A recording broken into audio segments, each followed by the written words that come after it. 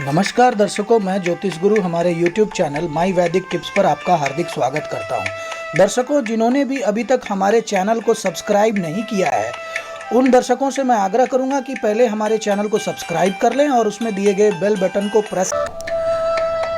दर्शकों, आज मैं आपको तीज के बारे में बताने आया हूँ। देखिए, भारत में तीज कई प्रकार के मनाए जाते हैं, जैसे कजरी तीज, हरियाली तीज, हरितालिका तीज इत्यादि। और आज मैं आपको हरतालिका तीज के बारे में बताऊंगा कि हरतालिका तीज 2021 में कब मनाया जाएगा, इसका शुभ मुहूर्त क्या है, इसमें किस तिथि में पूजा किया जाए और किन चीज़ों का ध्यान रखना चाहिए, पूजा के दौरान हमें क्या दान करना चाहिए एवं क्या नियम मानना चाहिए। इसलिए हमारे वीडियो में आप बने रहें। दर्शकों, हरतालिका तीज उत्तर प्रदेश के पूर्वांचल और बिहार में मनाए जाने वाला यह सबसे बड़ा त्यौहार है और यह त्यौहार करवा चौथ से भी कठिन माना जाता है। क्यों? क्योंकि करवा चौथ में जहां चांद देखने के बाद व्रत तोड़ दिया जाता है, वहीं इस व्रत में पूरे दिन निर्जल व्रत किया जाता है। यानी इस व्रत में स्त्री जल भी ग्रहण नहीं करती है। देखिए, हरतालिका तीज व्रत भाद्रपद मास की शुक्ल पक्ष तृतीया को मनाया जाता है और इस दिन महिलाएं भगवान शिव और माता पार्वती की रेत के द्वारा बनाई गई अस्थाई मूर्ति की पूजा करते हैं और सुखी वैवाहिक जीवन तथा संतान की प्राप्ति के लिए प्रार्थना करती हैं।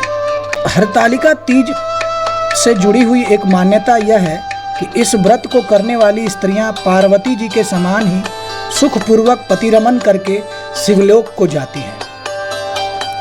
सौभाग्यवती स्त्रियां अपने सुहाग को अखंड बनाए रखने और अविवाहित युवतियां मन मुताबिक वर पाने के लिए हरतालिका तीज का व्रत करती हैं। ऐसा माना जाता है कि सर्वप्रथम इस व्रत को माता पार्वती ने भगवान शिव शंकर के लिए रखा था और इस दिन विशेष रूप से गौरी शंकर का ही पूजा किया जाता है। अब देखिए, मैं आपको यह बताता हूं कि आखिर हरतालिका तीज शुभ मुहूर्त क्या है। पुराणों में भी यह लिखा हुआ है कि कोई भी पूजा अगर शुभ मुहूर्त पर किया जाए तो उसका फल हमें ज्यादा मिलता है। तो देखिए, हरतालिका तीज बृहस्पतिवार सितंबर 9, 2021 को दिन हरतालिका तीज 9 सितंबर 2021 को दिन बृहस्पतिवार के दिन मनाया जाएगा। हरतालिका तीज के दिन पूजा करने के मुहूर्त कई हैं, जिसमें एक है प्रातः काल का पूजा का मुहूर्त, जो 9 सितंबर सुबह 6:03 से 8:33 पर है। और हरतालिका तीज का प्रदोष काल का मुहूर्त शाम के 6:33 से 8:51 पर है।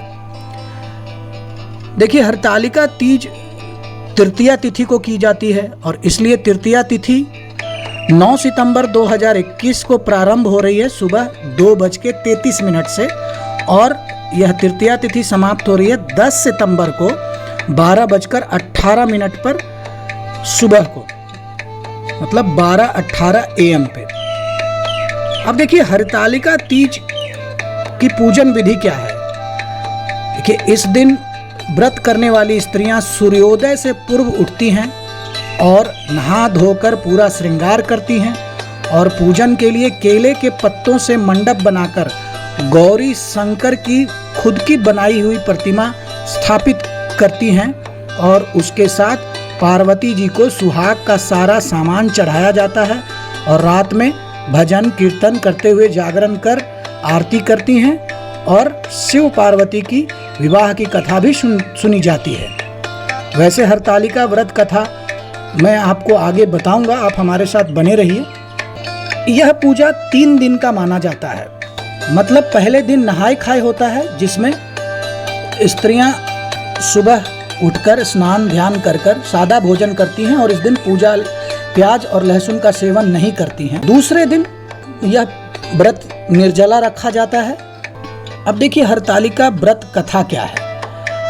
एक पौराणिक कथा के अनुसार माता पार्वती की इच्छा के विरुद्ध उनके पिता हिमालय राज ने उनकी शादी भगवान विष्णु से तय कर दी थी और ऐसा होने से बचने के लिए माता पार्वती की सहेलियों ने अपहरण कर लिया और उन्हें गुफा में ले गई। और चूंकि माता पार्वती भगवान शिव से विवाह करना चाहती थी और इसीलिए उन्होंने उस गुफा में कठोर तपस्या की और तब जाकर शंकर भगवान प्रसन्न हुए और उनसे उनकी शादी हुई। चूंकि माता पार्वती गुफा में कठोर तपस्या करी और उनकी सखियों ने उनका अपहरण किया, इसलिए इस व्रत का नाम हरतालिका व्रत रखा। इसलिए इस व्रत को हरतालिका व्रत कहा जाता है। दर्शकों, व्रत के अगले दिन पारण किया जाता है और पारण करने से पहले इस बात का विशेष ध्यान रखना चाहिए कि आपने जो पूजा में श्रृंगार की सामग्री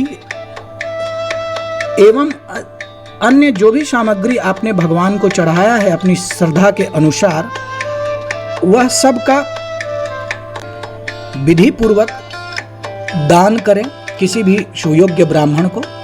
और जो शिव और पार्वती गणेश की जो मूर्ति आपने बनाई है उनका विसर्जन करें, किसी भी बहते हुए जल में उसको प्रवाहित करें। और अगर आपके पास जल ना उपस्थित हो तो कहीं भी निर्जन स्थान पे या गड्ढा खोदकर उनको ऐसे जगह लगा दे जहां पे लोगों का पैर न लगे। और फिर अनाज का या तो ब्राह्मण को बुलाकर आप भोजन करवाएं या फिर आप अनाज का दान करें और उसके बाद आप नियमतः पारण करें। अब देखिए, पूजा में कुछ विशेष ध्यान देने योग्य बात यह है कि पूजा में श्रृंगार की सामग्री अवश्य दान करें माता पार्वती को। जिस दिन 9 सितंबर को यह व्रत है उस दिन कोशिश करें कि यह व्रत निर्जला रखें। कथा या तो आप मंदिर में जाकर सुन लें या अपने घर में ग्रुप में भी लोग पूजा करते हैं तो आप खुद भी यह कथा पढ़ सकती हैं या किसी ब्राह्मण को बुलाकर सुन सकते हैं, लेकिन कथा अवश्य सुने, ही खुशहाली रहेगी। धन्यवाद दर्शकों।